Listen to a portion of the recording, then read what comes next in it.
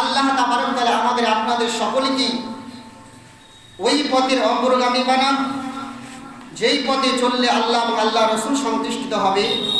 নবী পাক সাল্লাল্লাহু আলাইহি ওয়াসাল্লাম বুখারী শরীফের মধ্যে ইরশাদ করেন, আন আবী হুরায়রা আন্না রাসূলুল্লাহ সাল্লাল্লাহু তাআলা আলাইহি ওয়াসাল্লাম ক্বালা মান কামা রমাদানা ঈমানান ওয়া ইহতিসাবান গুফিরা লাহু মা তাকাদ্দামা মিন যামবিহি জোরসিকি।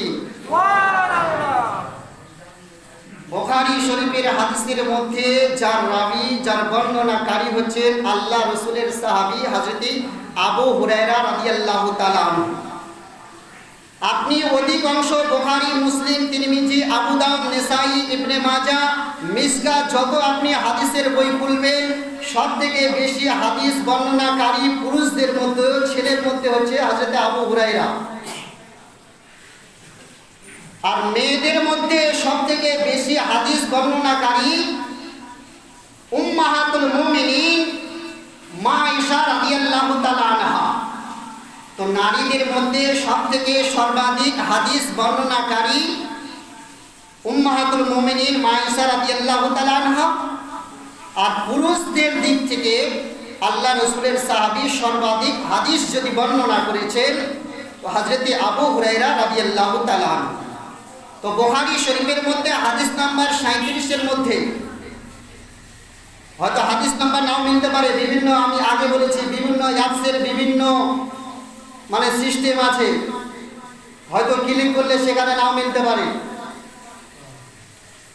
তো আন আবী হুরায়রা আন্না রাসূলুল্লাহ সাল্লাল্লাহু তাআলা আলাইহি ওয়াসাল্লাম হযরত আবু হুরায়রা রাদিয়াল্লাহু তাআলা আনহু হতে বর্ণিত কালা তিনি বলেন, অর্থাৎ হযরত আবু হুরায়রা রাদিয়াল্লাহু তাআলা আনহু বলেন, মান কামা রমাদানা ঈমানান ওয়া ইহতিসাবা,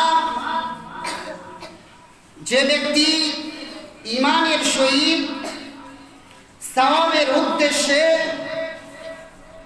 রমজান মাস পাওয়ার পরে তার কিয়াম করলো, রমজান মাস পাওয়ার পরে ফরজ ওয়াজিবকে পালন করার পরে নফলের জন্য দাঁড়িয়ে গেল ইবাদতের জন্য, তো আল্লাহর নবী সাল্লাল্লাহু তাআলা আলাইহি সাল্লাম সারা বিশ্ব জাতিকে আজ থেকে ১৫০০ বছর পূর্বে নবী আমার বার্তা দিয়েছেন, গুফিরা লাহু মা তাকাদ্দামা মিন যামবিহি, যে ব্যক্তি ঈমান এবং সওয়াবের উদ্দেশ্যে রমজান মাস পেল আর রমজান মাসের ইহতিরামকে বজায় রাখার জন্য, সম্মানকে বজায় রাখার জন্য ইবাদতে মগ্ন হলো, নবী মুস্তাফার সাহাবী আবু হুরায়রা বলেন, আমি নবী মুস্তাফাকে বলতে শুনেছি তার পূর্বের যত গুনাহ করেছিল ওই ব্যক্তির সমস্ত গুনাহকে আল্লাহ তাবারক তাআলা এই রমজান মাসের সাদকাতে, রমজান মাসে কিয়াম করার দরুন, রমজান মাসে রোজা রাখার দরুন, রমজান মাসে ইবাদত করার দরুন, রমজান মাসে তাসবিহ তাহলিল করার দরুন আল্লাহ তাবারক তাআলা ওই বান্দা বান্দির পূর্বের সমস্ত গুনাহকে আল্লাহ ক্ষমা করে দিবে। জোরে বলুন সুবহানাল্লাহ।